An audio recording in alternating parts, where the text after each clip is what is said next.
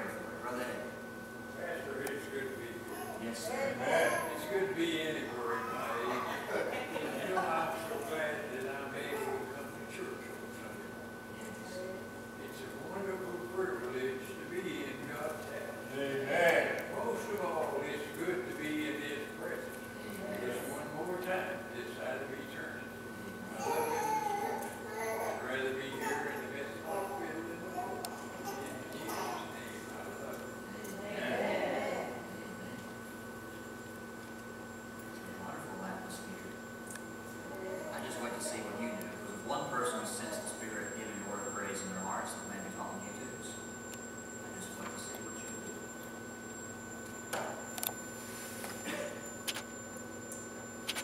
The little epistle towards the end of your New Testament, 1 John. 1 John chapter 4 is the place of sacred scripture today.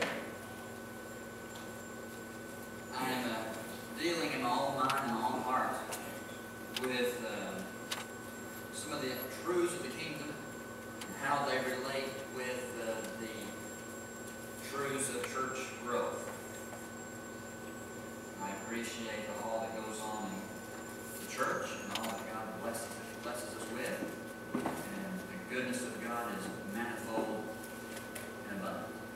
It's good to have the Loomis family with us, and I won't call names because nobody else would call that my name in church. But we're glad that the Loomises are with us, and it's so good to have John and Judy and their family in church with us today. We're just glad all of you are here today. Glad the Lord's doing this. 1 John chapter 4, recording God's good word. The Holy Spirit has inspired these wonderful words.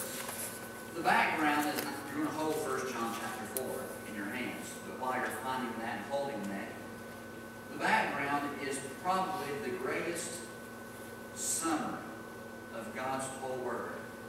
And even by prefacing it with that, I think somebody may all be thinking John 3:16. Now, we know John 3:16, so I won't have you turn to it, but we'll look at the comparisons in 1 John chapter 4. I think it'd be good, just because it's one of those things I always keep in the habit. I know the versions vary, but most of us may have learned the verse John 3:16 in King James. I think it should just be appropriate for us to quote together in unison John 3:16. You ready? For God so loved the world that He gave His only begotten Son, that whosoever believeth in Him should not perish, but have everlasting life. It's a great verse. It's a great verse. John 3:16 records Christ's words. And in that verse, you have the greatest lover, God. You have the greatest affection, so loved. You have the greatest number, the Word. You have the greatest act, He gave. You have the greatest gift, His only begotten Son. You have the greatest invitation, that whosoever. You have the greatest simplicity, believes.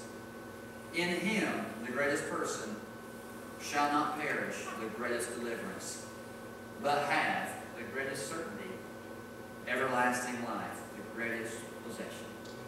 It's just the greatest verse in all of Scripture. Now, I'm talking about love. You would think it was Valentine's Day. It's not Valentine's Day. Part of the reason is, and the Lord works in various ways in my very warped brain. One of the reasons is because, of course, I know you're praying for Alicia. She's not feeling well. She has various issues, some health issues. But Tuesday was our 8th anniversary. So I got to marry my sweetheart 8 years ago this week. And if you look at the photographs, which we'll be glad to share with you, I'm as white as a piece of paper. And the 1st of August, I was pale as everything. And not even I'm on the yard trying to get a little sun for the pictures, with all the color drained from my face. I wasn't scared as much as it was the profoundness of not just a wedding, but of a marriage. And as you think about that, there's two different things altogether. You do a lot of weddings, and that does not prepare us altogether for the life of marriage. The husbands were very brilliant to keep quiet at that moment, to not say amen.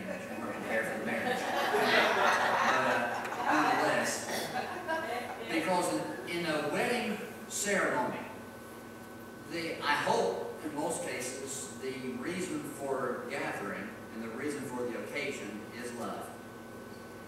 And the Bible talks about love in various ways. If you take just the New Testament and you take just the Greek words that are translated into the English word love, it kind of skips over us as we read our English Bibles. It's accurate, it's the word love, but depending on the Greek word, it depends what kind of love that is. So the Greek word, there's a Greek word that is phileo, which is the word for, technically, it's the word for loving something because of its value.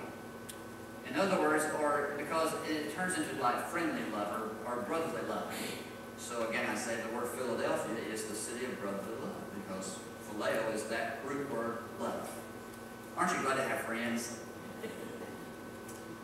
Facebook is a marvelous thing, which I'm very limited in it. I'm still learning as I go, but can you believe 204 people said they're my friend? Somewhere on the earth I have 204 people that actually think I'm their friend.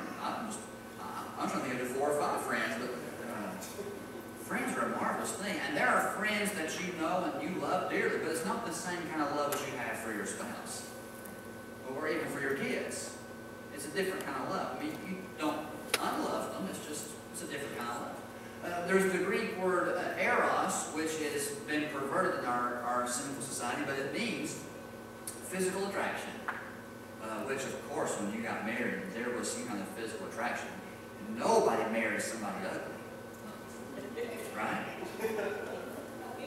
I mean, you've seen, well, I won't go there, but